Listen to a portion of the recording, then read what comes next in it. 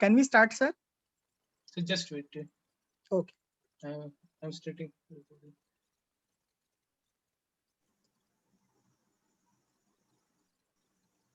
Please, sir.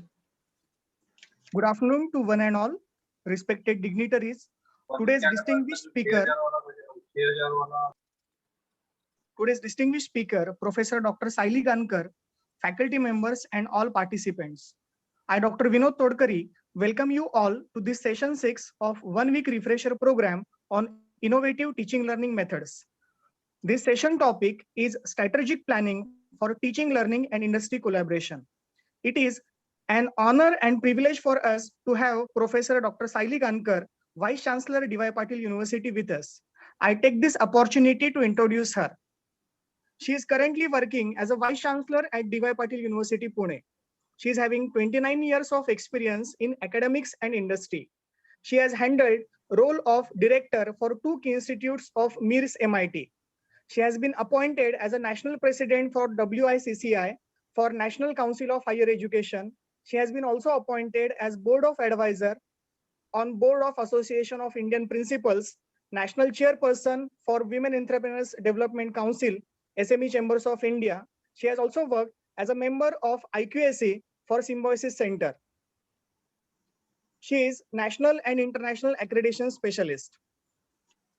She has published more than 40 articles in Indian Express. She has published more than 75 papers in national and at international level. Most importantly, she has written and prepared and delivered 70 plus educational videos to UGC New Delhi. There are 5 plus books to her credit. 8 PhD scholars, research scholars have been awarded PhD under her eligible guidance. She has also filed a patent. As far as her involvement in professional bodies is concerned, Governor of RBI has appointed her as a member of PGDM Executive Council at NIBM. She has also worked as a chairperson for Women Entrepreneur Committee at MCCIA. She has been also appointed as a member at Regional Advisory Committee for Central Board for Workers' Education. She has also worked as a member Executive Committee, Indian Society for Training and Development, that is ISTD Pune chapter. As far as her major achievements are concerned, there are many feathers in her cap. I will just mention a few of them. She has been a recipient of APJ Abdul Kalam Leadership Award, Dronacharya Award, Mother Teresa Shiksha Ratna Award, National Award for Best Entrepreneur Trainer Motivator for the year 2003. Next slide, sir. She is also a member of Board of Studies of Interdisciplinary Sciences of Symbiosis Skills and Open University. She has been appointed as an assessor for appointment of professors by Malaysian Public University, Malaysia. She has been awarded as Best Teacher by Lions Club, and she has received Shikshak Gaurav Puraskar by Pune Municipal Corporation, that is PMC. It is an honor and privilege for us to have today's guest, Professor Dr. Saylee Gankar, Madam.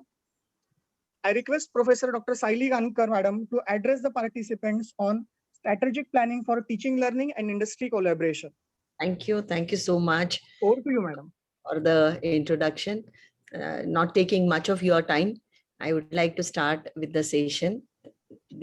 I think I have 1 hour to complete this session. Am I right? Or 45 minutes? I'll see to it that I'll quickly give you the brief about this particular topic and the efforts which we are able, which we should take it when we are talking about making changes in our the academic delivery, right? And that's why I would like to share a few of my thoughts with all of you, that how do I look at it? Because if you look at it, we were talking about the government of India is changing policies at speed. I can say that, especially when it comes to the National Education Policy 2020, AICT manual, which is again giving us a very brief idea, at the same time giving us the guideline that how we should make the changes in our academic deliveries.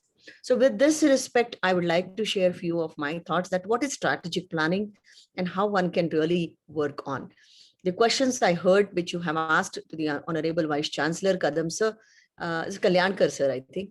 He spoke to you, but I would like to take those references also in my talk so that will help us to really understand the topic very well for the next 45 minutes, and then I'll take the question answers. Let me talk about that.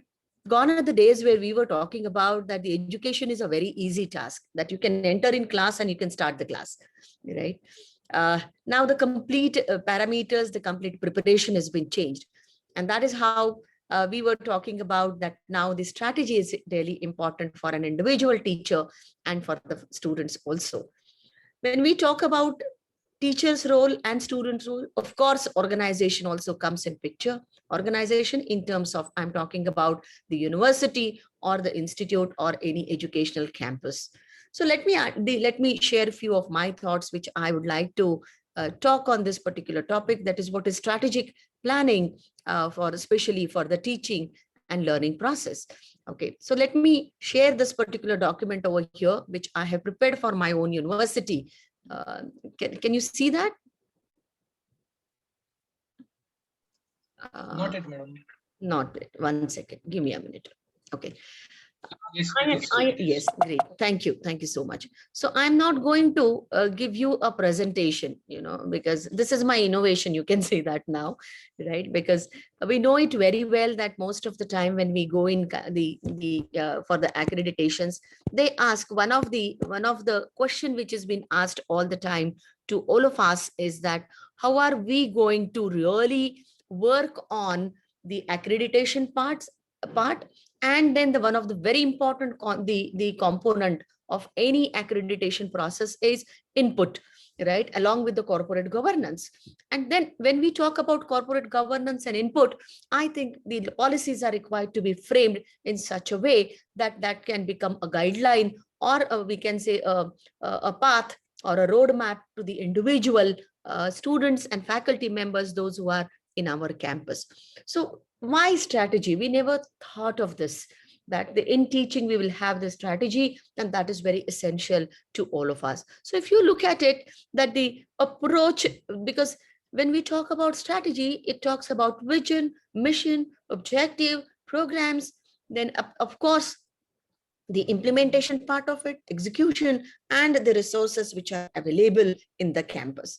Now, the question was asked by Sonone sir that, is there any policy? I think my perspective on this particular question is a little different. And the perception is that who will make policy? Is it the responsibility of the government, or is it the responsibility of the education campuses and universities?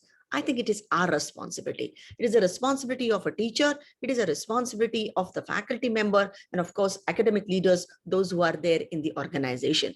And therefore, I think we really need to work on that. The policies are required, frameworks are required, models are required to ensure that how are we delivering the academic, the inputs in the campus. And therefore, if you look at it, my preamble, which I try to share it with my faculty member, is not only with DY Patil University faculty member, but I would like to share it with all of you, is that we need to understand that the student is the central point for the academic delivery and the academic, the learning process. And therefore, unless and until we really impart the high quality learning process, the learning, the mechanism, or devise that mechanism, it will be very difficult for us to ensure that particular part of it.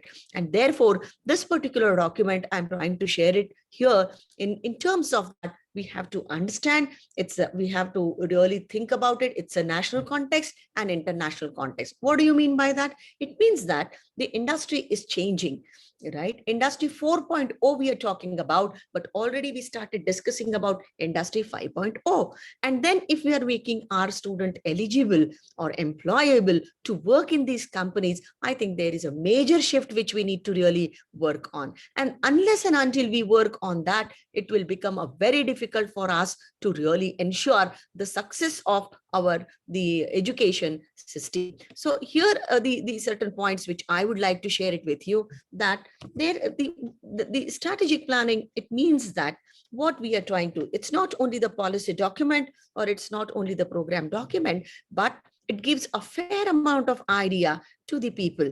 It gives you the lot of referencing, research, right, benchmarking, and of course, the peer review, which is being done by our national network or international network. So we need to incorporate all these people. what has happened till today, we were focusing on working in silos in terms of that SPPU is there.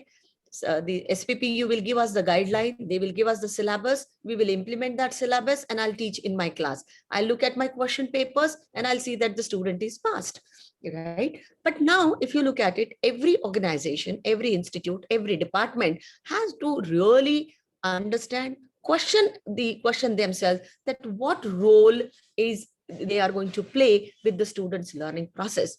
Please remember that we have to really ask ourselves first, right? And therefore, in NAC accreditation processes, NBA accreditation process, or the NBA accreditation processes, or even QS ranking, they check that what is the strategy for teaching and learning in campus. And for that, I think we need to really work on it very, very extensively. So here we're talking about, then how should we do it?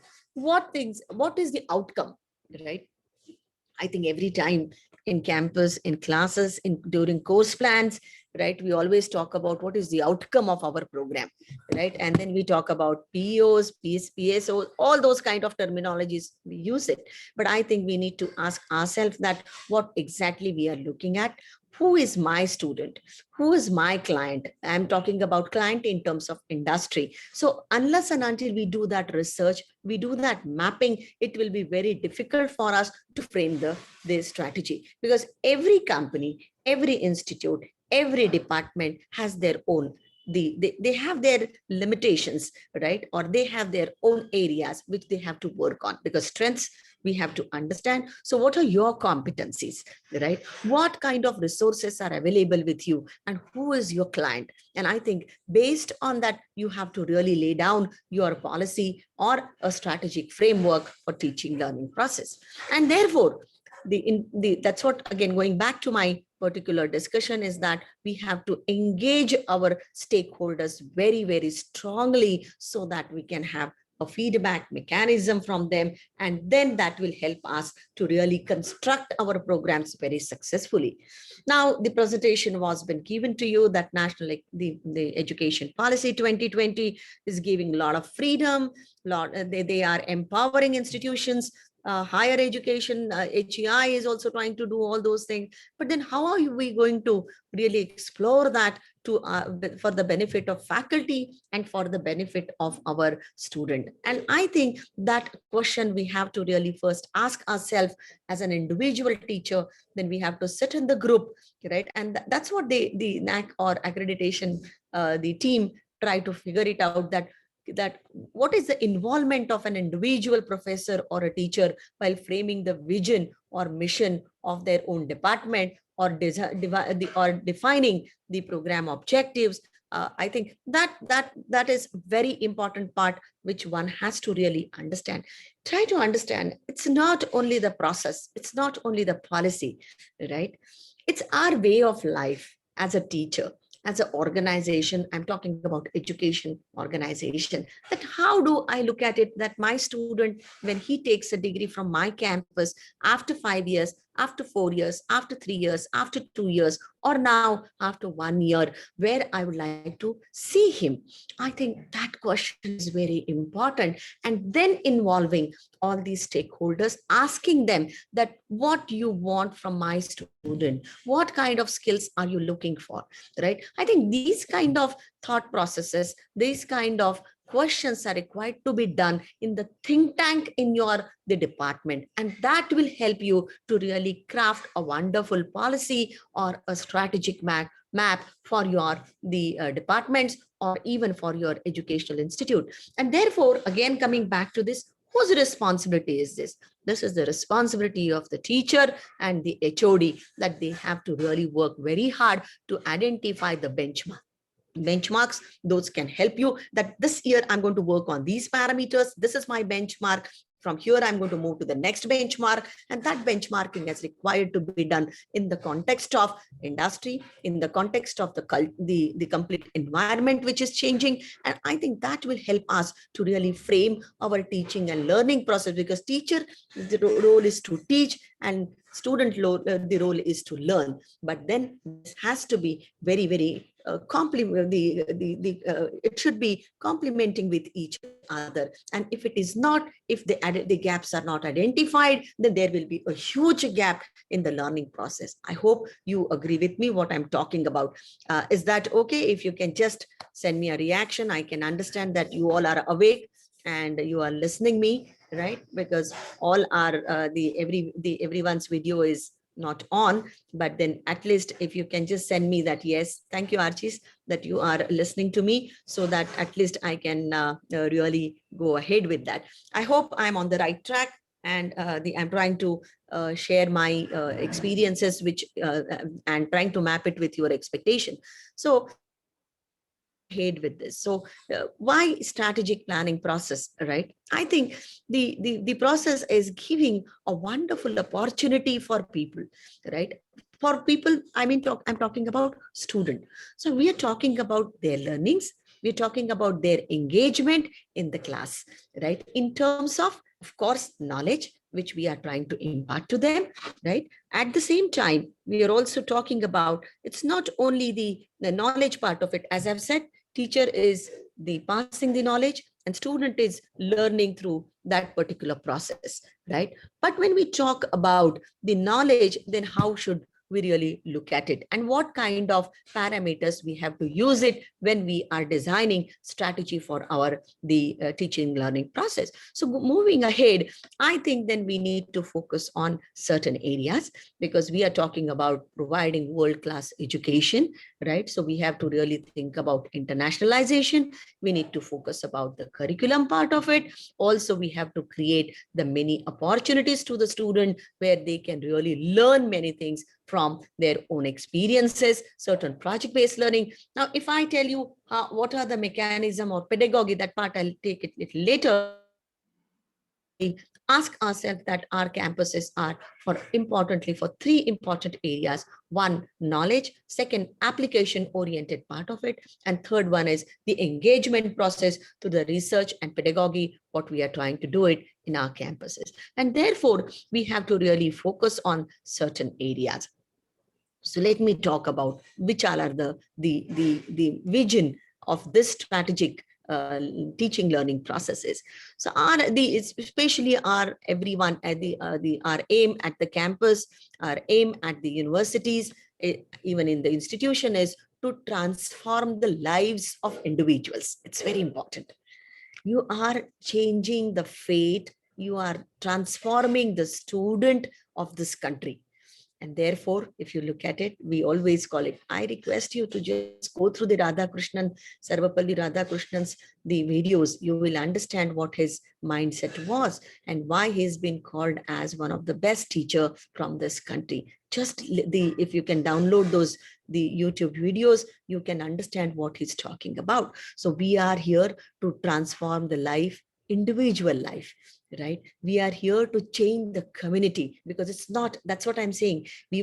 Initially we were into only taking care of our own student, but today we are talking about community, we are talking about industry, right? We are talking about parents, we are talking about the complete ecosystem for the education institutions, right? Maybe through MOUs, you have so many MOUs in your campus, I'm sure, maybe with the school, maybe with the similar type of colleges or industries, consultancies, or international, but then their involvement, their participation in the whole process is very important. And that is this approach is called as a strategic approach. And therefore, the vision talks about that we are here to transform the life of individuals and communities, or the stakeholders where we live. And I think this part is very, very important to us. And therefore, we have to equip our graduates, our students, right? So that they can, and we have to inspire them.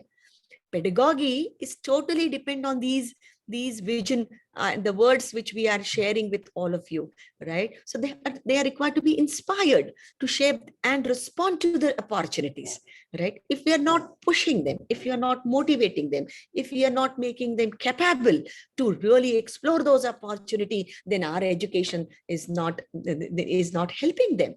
So we have to think very positively that how can we really help them to respond to the opportunities? How can we allow them, make them ready to take the challenges of this 21st century. And I think this is very important when we are talking about the vision statement of the teaching and learning process in our campus. Not only that, now if you look at it, now once we set this vision statement, then we are moving towards the different part.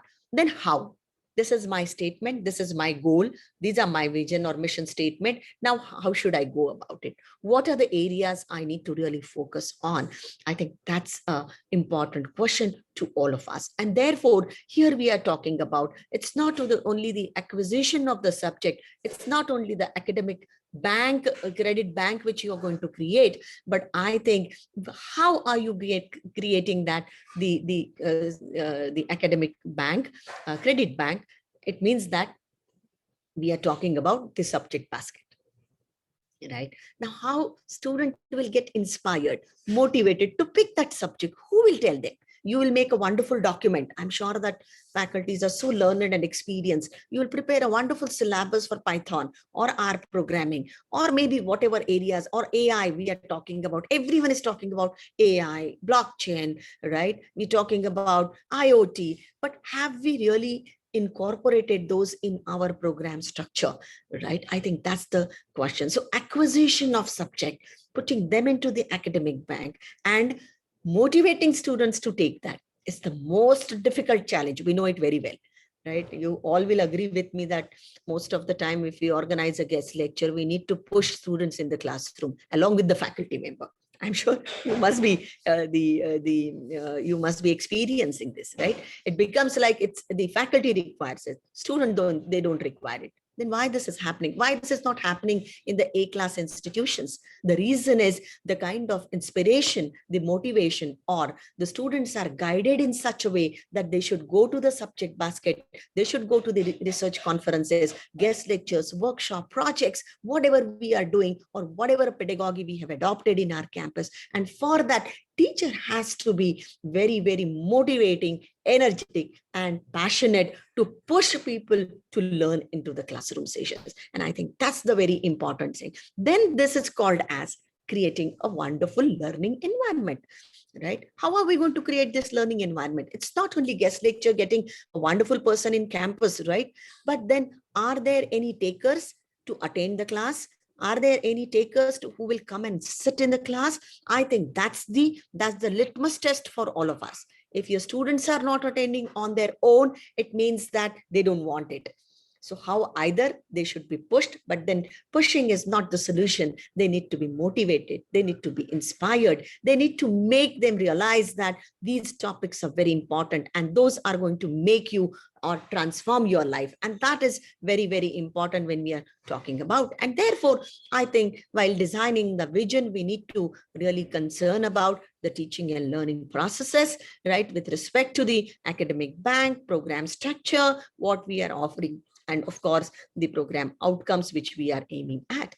And then the inputs which are given by board of advisor, board of studies, academic council, or maybe the industry interaction, or your meetings with the companies which you have through your MOUs which you have signed. I think those things are required to be a very important part of the strategic learning and teaching process. I'm sure that you all are there. So let me now move to the next part of it, right? The next now 30 minutes are there with me. So what we are talking about, then when we talk about teaching and learning, I think we need to really focus on certain principles then, right? So vision and mission is based on certain principles, guideline, right? And that is required to be focused only on learning processes. So let me share that what it is and how one can look at it. So this particular strategy which I'm sharing it with all of you is based on certain principles. So what is the first principle? The first principle is that the learning is the central concept, right? And that is very important to frame our purpose of teaching and assessment in the campus. Any program could be a value addition program, could be a open elective, could be a multidisciplinary subject, whatever you are designing, see to it that the learning is happening. This of content, that is the syllabus, curriculum, pedagogy and the assessment pattern is required to be mapped and can help you to measure the performance of the student. That is he learning or not?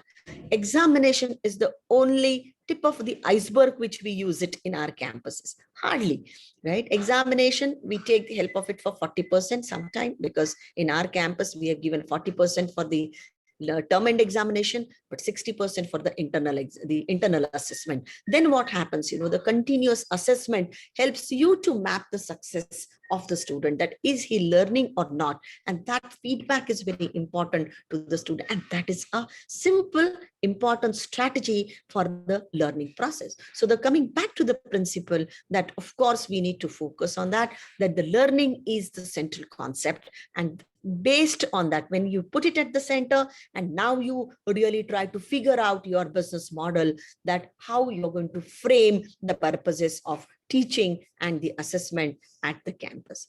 Second thing, so one is learning. So who is learning? So who is learning? Student is learning. Of course, many of you will say that during the learning process, teaching process, I also learn, right? That the last session and this session has a difference. The reason is I'm coming back to again, my document or my preparation and giving you a different perspective. So every time you are also learning, and that is required to be passed to the student because he is at the center of the learning process, business model or teaching learning model, or maybe the framework or the policies which you are designing. I hope you are there with me. So now, when we are talking about that, the learning is a student centered and social concept, right? This is very important, right? We need to understand that they are working in collaboration, in participation with the other members. Could be their the classmates, could be the industry, could be the society, right? So we have to help them to learn certain we can say that the skills and competencies could be like working in teams, right? Having collaborative approach, negotiation skills, communication skills, presentation skills. I think this is what we are trying to make an outcome when we talk about any program or any subject which we teach in our classroom. And therefore, while achieving this, we need to focus on, because when we say that learning is a student-centered process or a concept, it means that it recognizes three important elements. The first one is that the student engagement in their own learning process.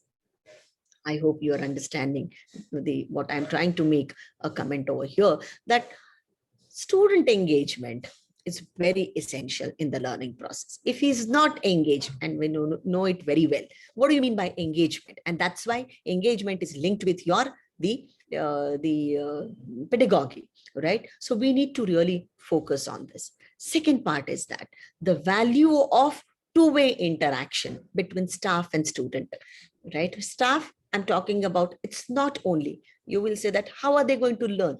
To whom they imitate? Of course, 90% or 80% they imitate, they learn, they understand, they speak the language which is spoken in our classes, right? So that is 80%. And 20% what they learn it in the campus through our non-teaching staff. And therefore, I think that collaboration of teaching and non-teaching is very essential when we are trying to really impart the learning process for our student. I hope you all are there with me, right? I'm trying to say that because I'm at core, the core of my heart, I'm always a teacher. So I can't see you all are there or not, but then trying to ask you the question that am I successful to engage you in this presentation or the talk, which I'm trying to share it with all of you. So this is one. So one is importance of student engagement. Second is interaction of the staff, that is a university, institute, and the student, right? So this two-way communication is required to be very powerful. And for that, then the processes in campus are very important. Timetable is to be displayed. Timetable should be given in advance. So I think if we go in detailing, I'll take more amount of time, but then I'm sure you can understand that the course plan is shared with them. The PPTs are shared with them. You are sharing with them the reference books. You're sharing with the links from where they are going to read the articles or the research paper. I think that is what the pre-preparation is required for a student to come before to come in class, to come in class, and that is the interaction which we really want to ensure in the campus. The third part, which is very important, is that the efficacy of your experiential and the participatory pedagogies. How are you designing your pedagogy?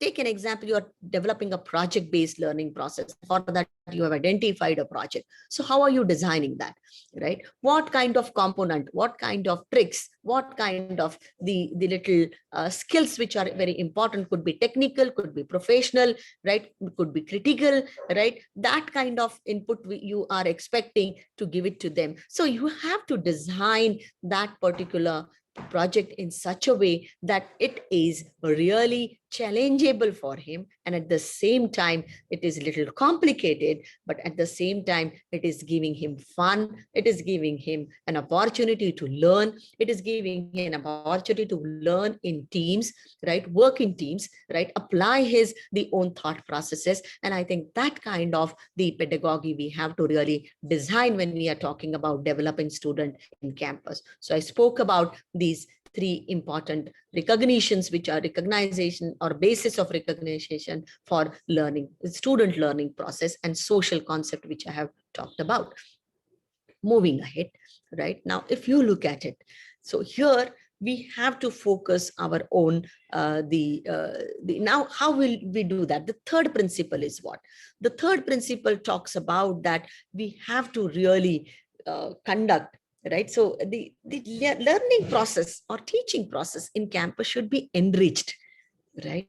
It should demonstrate, right? It should demonstrate that it is a research informed curriculum, right? I hope you will accept what I'm talking about, right? The whatever we are getting, we just design it, we just make because we all are expert into Google, use of Google and Quora. So we use those and then we just copy, cut, paste it and then implement it, right? During our course plans or PPTs. But I think certain the addition, fine, that's absolutely okay. It's really good that you are identifying, you're finding those and trying to incorporate, but see to it that the information which you have identified is applicable, acceptable, right? Where student can learn out of it. And therefore, see to it that your your curriculum is research informed, research based, so that it can really give a good engagement process for learners and even for the teachers. The next part into this process is that for this, we need to identify the best practices. Strategy always talks about benchmarks. Strategy always talk about understanding, identifying the best practices, so which can be delivered to our student. Second thing which is in this process is very important, that we need to be committed to continual improvement. Unless and until a continued improvement has been seen, not only the learning process of the student, but even our own mechanism, that how every time when the semester ends, ask yourself the question that how was your delivery, right? Not through the student feedback only, but then you ask yourself, I was successful to really impart what I was trying to really, I have set it in my course plan, and that is required to be checked with the help of the vocabulary. Now, how will you do this, right? I think this happens when the student is in class for almost 40 hours teaching, you do it for one subject. So he learned knowledge. He, of course, give focus on other areas. Like if you look at it, because in campus or in class, we focus on factual knowledge, right? We try to give them the conceptual knowledge. We give them the procedural knowledge, and of course, metacognitive knowledge. So that is required to be checked. Factual knowledge, we know it very well, that the knowledge of terminology, is he speaking that? Is he using it? How is he is interacting with you is very important. So check on that particular part of it.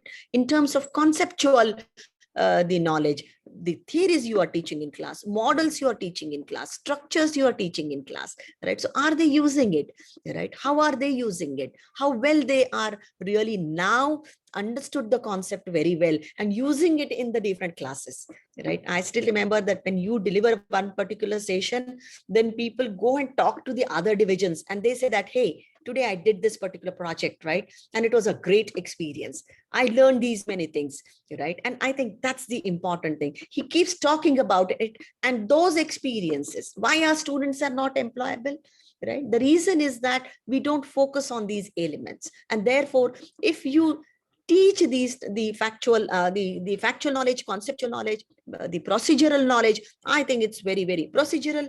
It's, let me finish it and again come back to you that these things will help you to make him employable, right? When company comes, even great companies come in campus and student, they don't apply. That is what we always observe.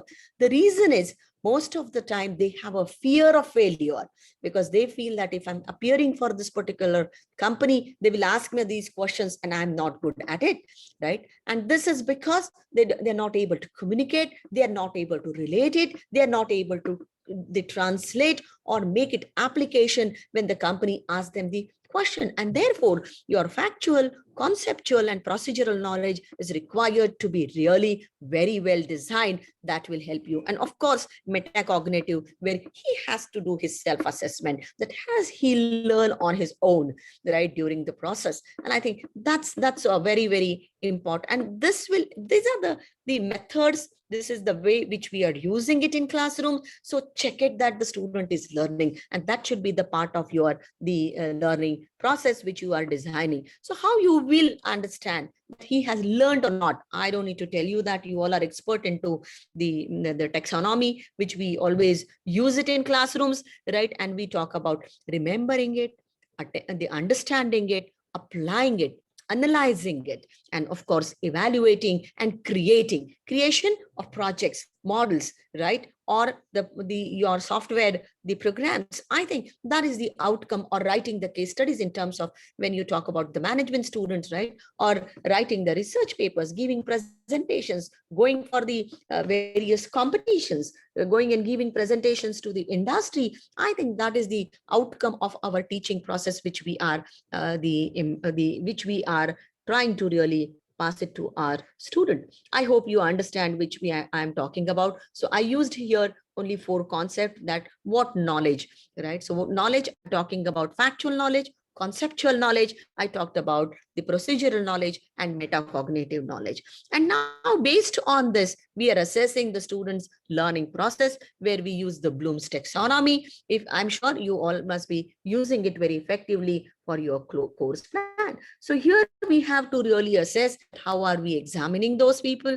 Are we really breaking that information into the various parts so that they can learn, they can use it, and then we can also assess it. I think this is what, so we have to really talk about that. This is called as cognitive learning process, or cognitive the understanding. And here we are talking about the mental action of the student, and it is the process of acquiring the knowledge, right? And understanding through, how are you going to assess it? Could be thoughts, could be experience, could be senses, right? All these are used by the Bloom's taxonomy. At the same time, we also experience in the classroom that how class is moving from first year to the 4th year, right?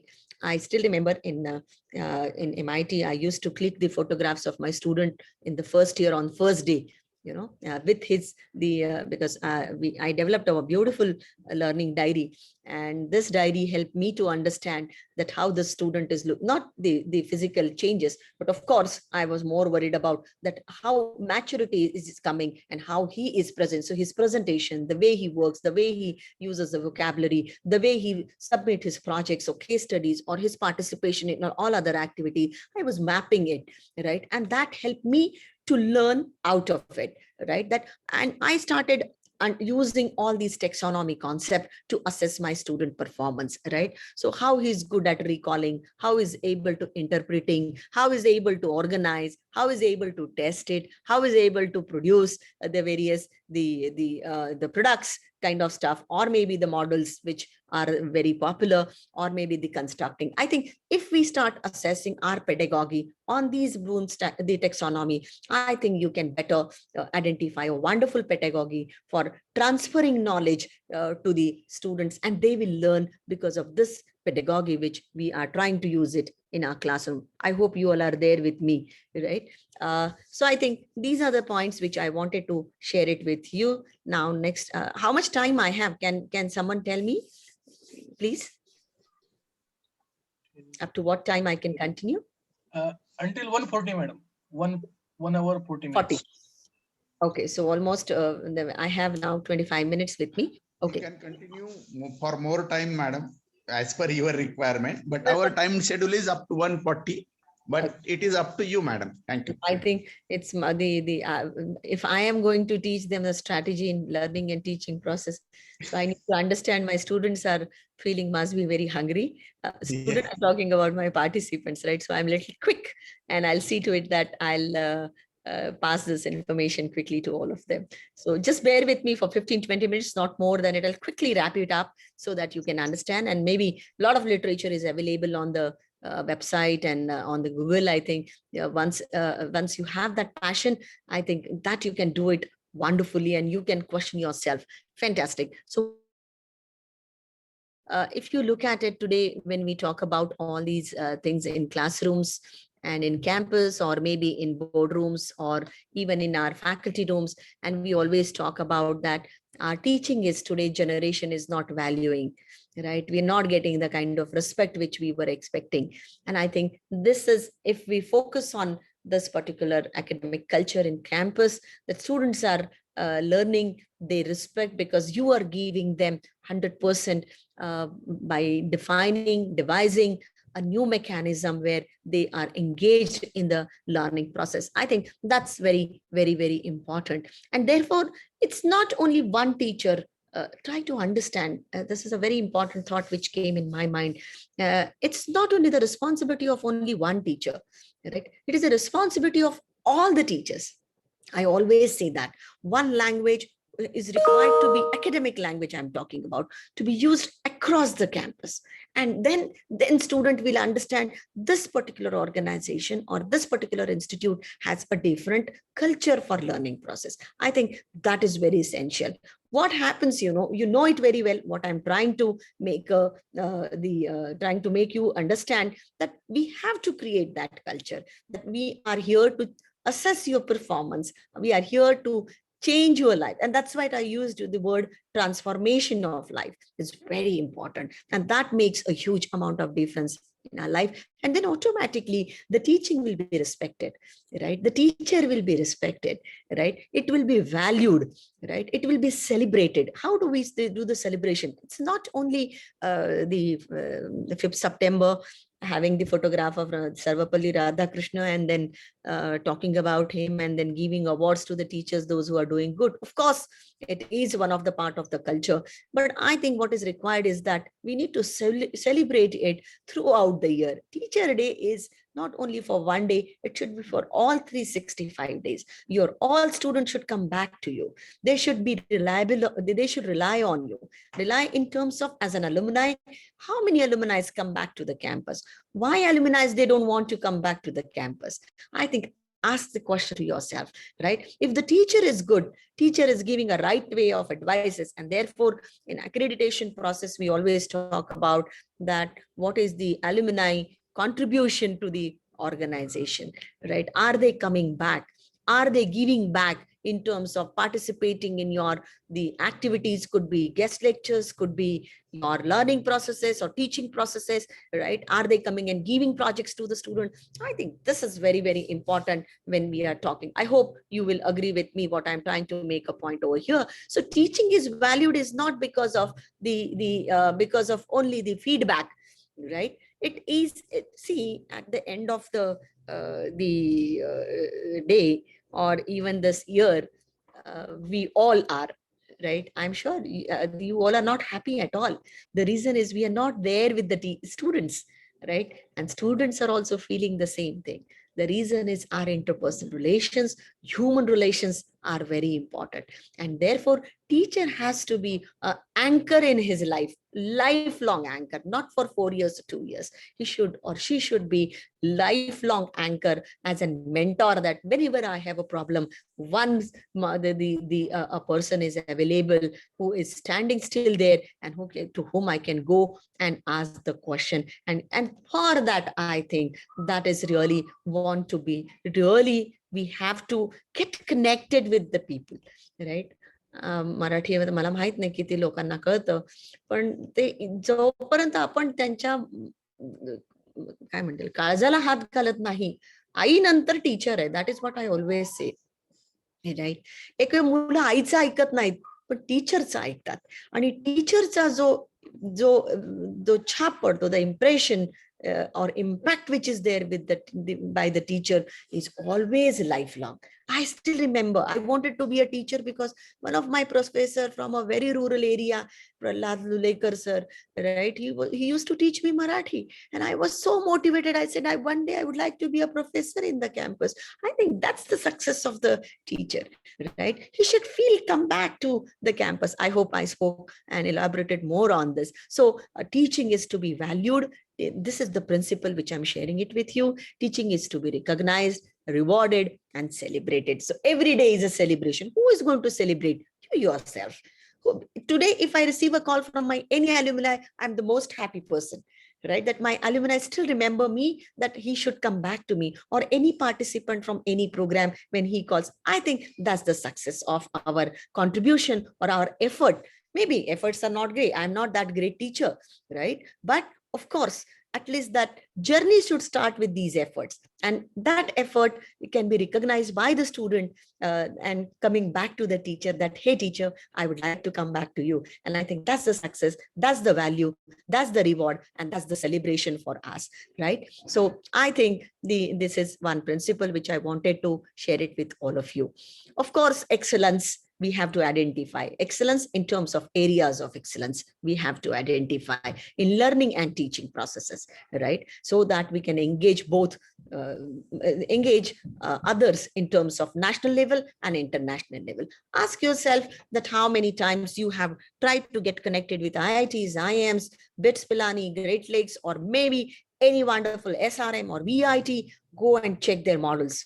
Understand what they are doing, learn from their best practices. I think it's very essential. Gone are the days. That's what again coming back to you, and I'm saying that the coming back, don't sit into your box, right? We need to break that box. We have to come out of our box and go and talk to these people. Talk to a professor from SRM.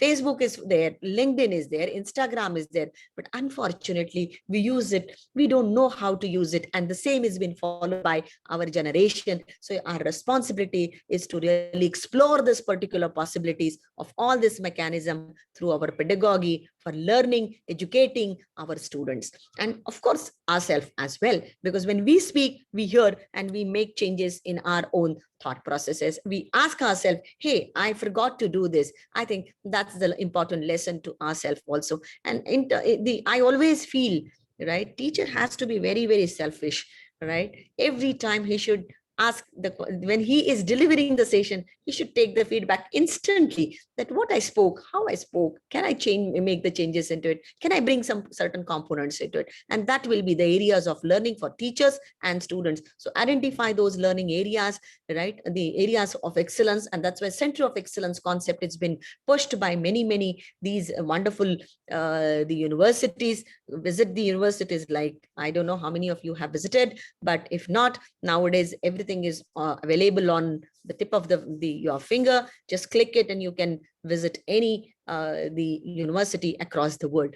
And I think recently the experience which I gave it to my faculty member, that last year we have I have asked all of them to do the course era certifications, because they helped us, and almost more than 4,000 certifications were being done, and out of that almost 1,000 certifications were done by the faculty members. So 1,000 certification, it means that 20 hours investment was being done by faculty, right? I think that's a massive kind of learning process which has been happened in the campus. So they learn, we have to observe the others' practices and to create the center of excellence in the campus so that it can create a wonderful culture for the student and for the faculty member.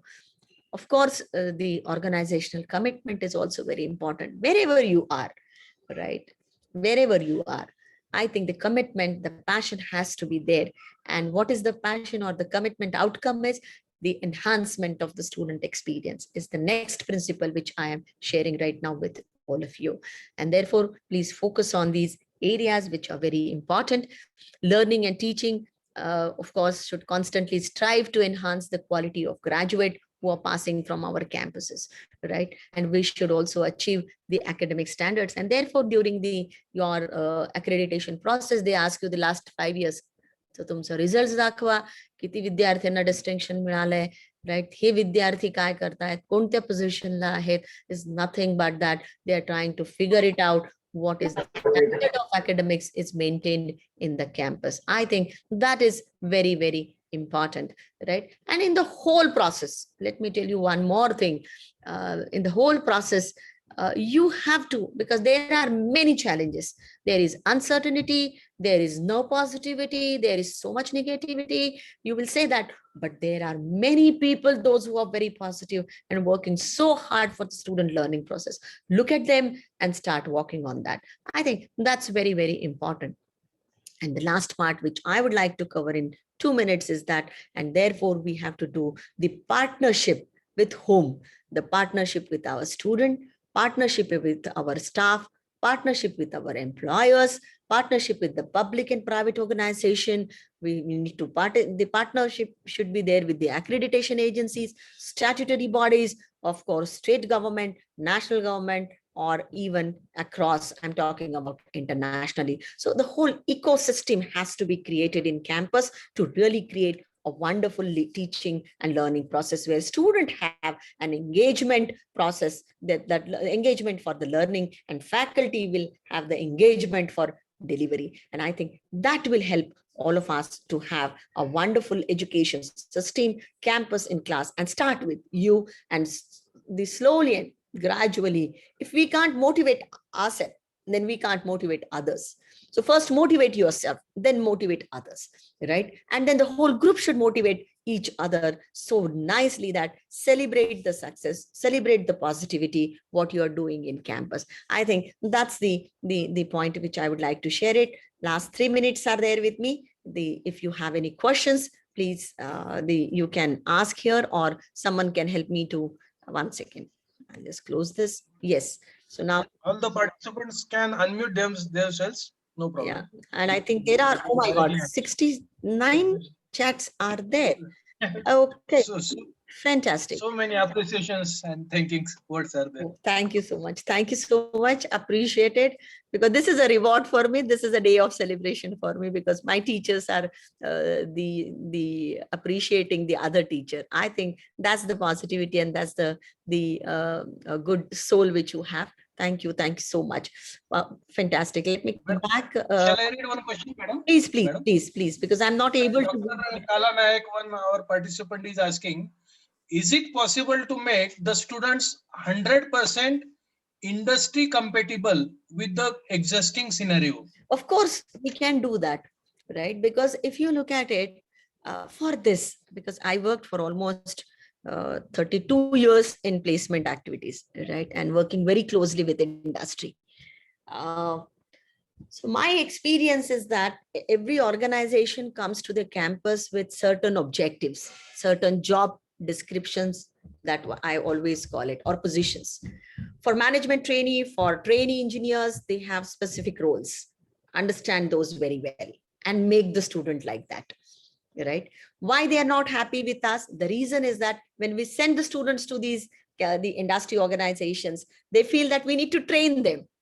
I asked them in my tenure, I used to go and talk to I still remember from 1989, I'm talking about, not during my tenure of MIT WPU of almost almost 24 years I have spent in that campus, right? But then my approach was, I still remember you. Okay, good. You have asked this question. I went back to my lane of memories, right? I used to go and visit Bosri, the complete industrial area, right?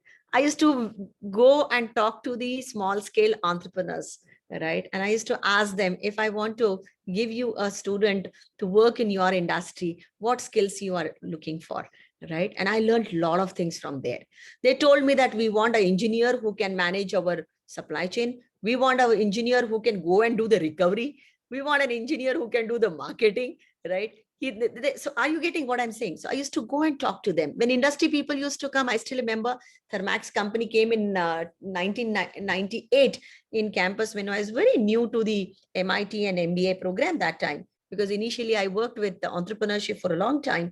And then when I entered in that campus, and then when this company came for the campus placement, I went in, that personal interview was going on. So I went to the panel and I said that I would like to sit at the backside as an observer.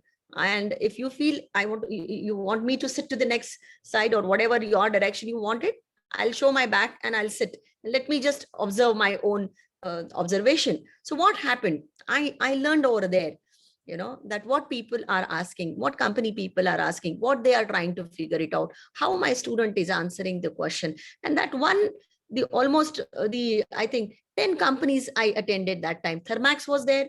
Then Star was the retail chain, which we came in in Pune. So they came in campus that time.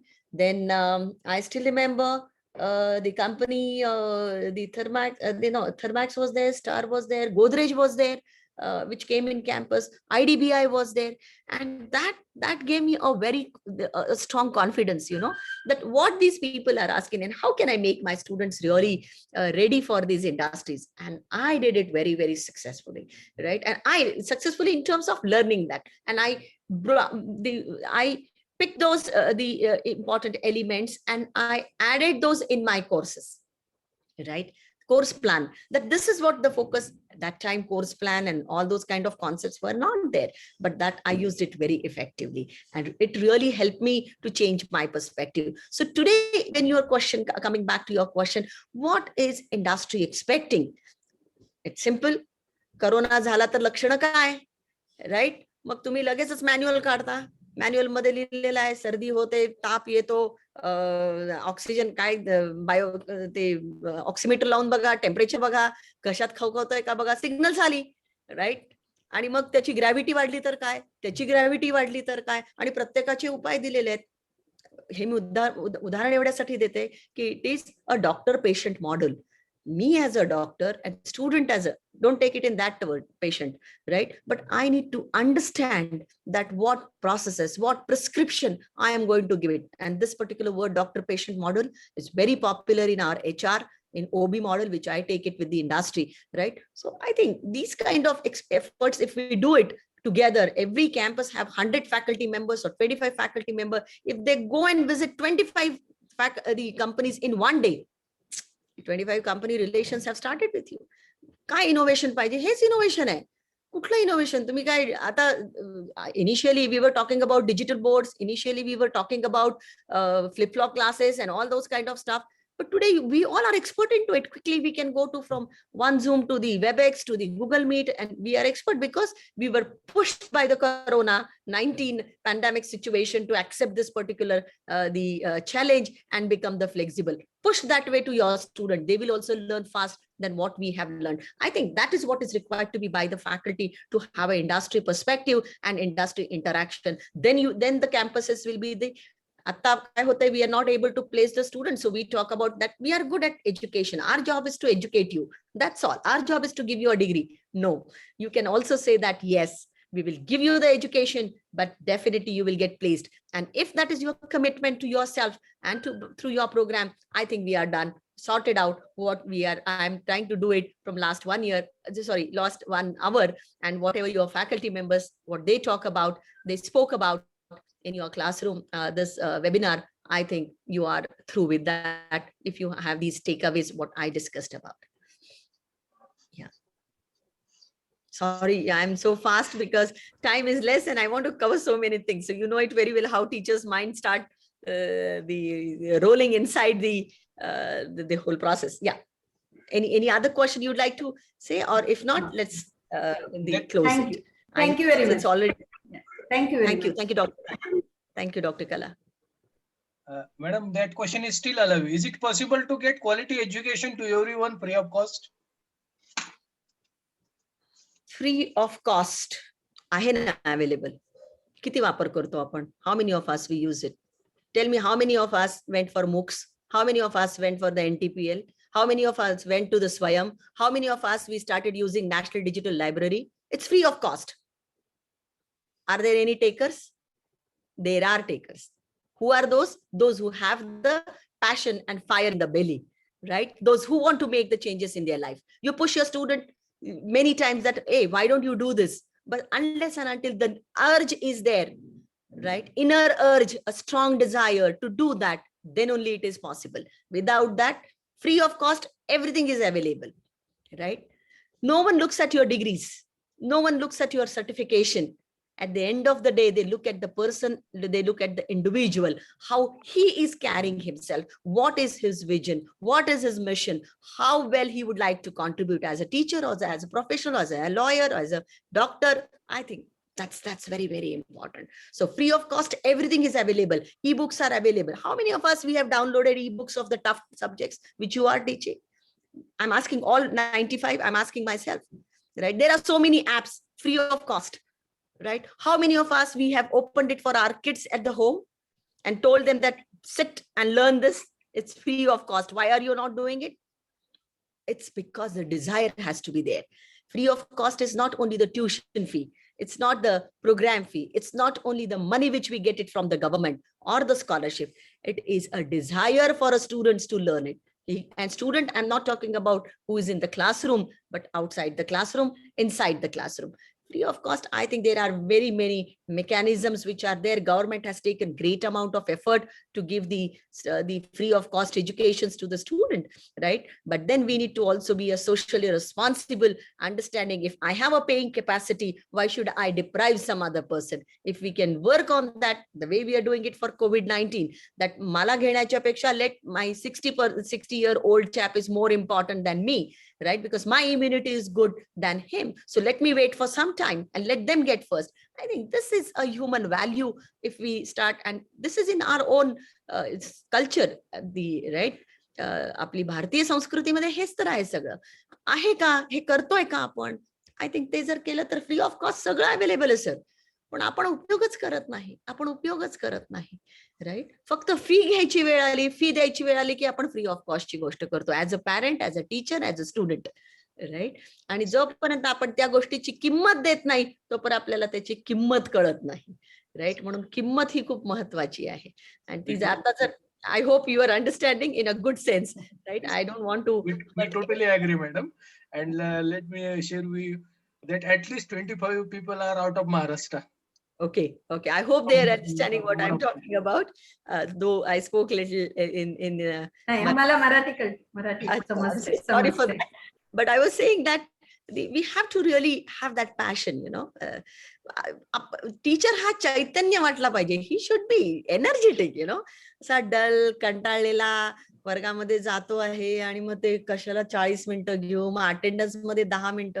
I think we need to change all these things, right? आणि use technology, use your inner motivation, right? I think that's very very important. आणि मग आपण इंडस्ट्रीशी छान connect होऊ शकतो. IIT मध्ये, IIMs मध्ये का हे सगळं आहे? कारण processes are mapped, right? Their strategies, policies, they implement it very meticulously, right? I request all of you to do a certification program by Coursera, edX, any. There are very free courses available, even on edX also. edX now it is free, yeah. It's free. Go and register. What will happen? I still remember in those days, I'm talking about 2000, okay? The internet came in the campus, right? And I got one site, it was brainbench.com. And I was so passionate to learn on that. And I got 3-4 certificates from those people. That time I'm talking about, right? And today, if you look at it, and then I changed because I learned from that and I started using it in my workplace or in my session plan. And that helped me a lot. So the openness, the cost, all that is again are very, very important. Look at those also. But of course, free of cost education is also available. See to it that we take them to the right people so that they can enjoy it. Yeah. Thank you. Thank you so much. Thank you, madam. Thank you for enlightening us by yes, sharing your valuable So thoughts just a and minute, experiences. Madam, Yes, let yes, me sir. make it note that there are so many comments in the chat box. Yes. Just now, there is one comment by one distinguished participant, Manija, couldn't understand, but sounded great. We are trying to decide it. Okay. So definitely, madam, gestures talk. Gestures Okay. talk. Now, I think this is a storytelling kind of stuff as a teacher, right? That's what I said now. That's the passion has to be there, you know, the everyone, the way you attend the program, even if it is online also, right? Still, you need to dress properly, you need to get ready properly, you need to see or check your background, what it is, so that people will get motivated. Take it very positively, huh? They don't get upset with me, right? But unless we set that culture, unless we make it, you know, it starts from us. The way, if I am sitting somewhere in corner, switch off my video and then delivering the session, I don't think so student will engage in my class. But if I'm doing some gestures, if I'm playing a video, if I'm doing some kind of innovation, if I'm asking you, if I'm smiling at you, looking at the camera, I think you get connected with me. If I'll be very, if I sit like this and then start reading the script from the session, I don't think so you will be, you will learn, or you will not get interested that what the talk is, right? And I think जसं आपल्याला यश चोप्राचा movie आवडतो, right? We like Yash Chopra's movie, right? Or maybe we like Alu from Karnataka. I don't know, Karnataka, Tamil Nadu, right? We like his movies. The reason He is from Andhra Pradesh. Andhra Pradesh. So his moves are beautiful, right? We like the way he presents himself, the way he shows. So teacher also has certain behavior is required to be shown, demonstrated, and that is a part of pedagogy.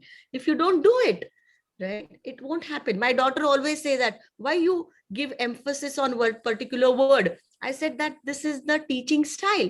Unless I give an emphasis on that word, he will not understand it. Right? So I have to make it bold, italic, underline, right? So that it is remembered in his mind. And therefore, I think we need to make those changes. So that's what I was talking about. Yash Chopra movie, we like it. The beautiful scenery, the beautiful actors, actresses, even each and every part is so beautiful that 3 hours we sit there. Why Bahubali was, and our cinema is also for 1 hour, right? And where you are teaching them, I think that is very important, for which we have to do it. Yeah. Thank you. Thank you so much. Thank you. You ask me the question, I'll go on, and next speaker will be upset with me. Yeah. Oh, okay. So I will request all the participants to start the videos so that we can have snaps. 2 minutes, madam, and later put up things. Sure, sure, sure.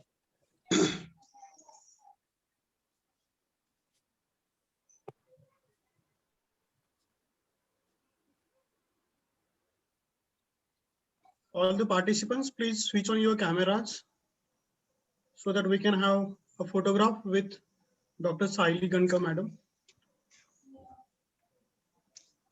Thank you, madam, for very excellent session, encouraging, and you feel a lot of positive energy to the participants. Thank you very much, madam. Thank you, Dr. Hivrekar. Thank you, Dr. Sonavni. All the participants, please be safe, take care, don't break the rule, the way student break and then we get hurt, right? So take care of each other, stay strong, stay healthy. Thank you. All the best to all of you. Thank you so much. Thank you, madam. Yes, Thank you, ma'am. madam. Represent vote of thanks. Take care. Thank you, madam. Thank you very much for enlightening us by sharing your valuable thoughts and experiences.